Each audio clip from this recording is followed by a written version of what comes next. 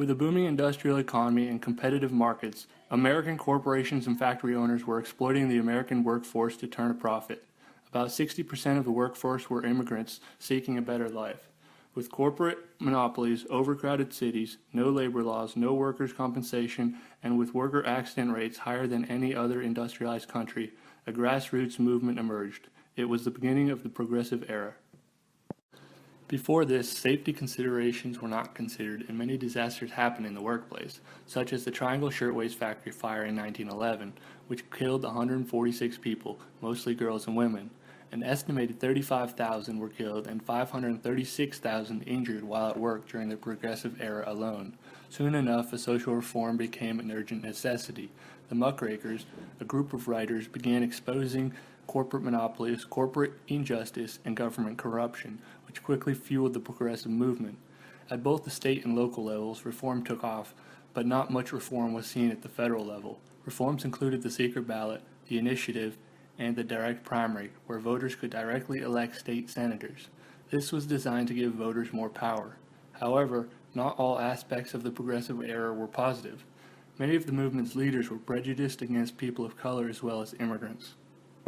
One of the main social reforms passed during the Progressive Era was the mothers' pensions, which was a good alternative to the poorhouses. Also, after a long struggle, the women's suffrage campaign won, and in 1919, Congress approved the 19th Amendment granting women's suffrage. However, only in the 1930s did the Supreme Court rule in favor of a minimum wage.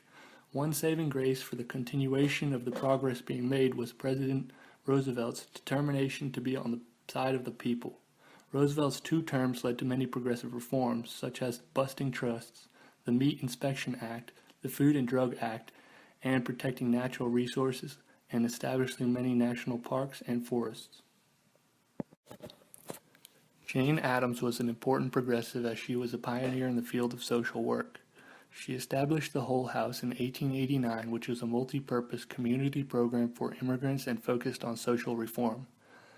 Jane Addams, along with Ida Wells Barnett and others, started the NAACP, National Association for the Advancement of Colored People, that protested lynching in the United States. Overall, reformers did a remarkable job, passing lots of legislation in 20 years. However, many of the reforms underscore the United States as a reluctant welfare state, as most reforms required only minimal funding by the government.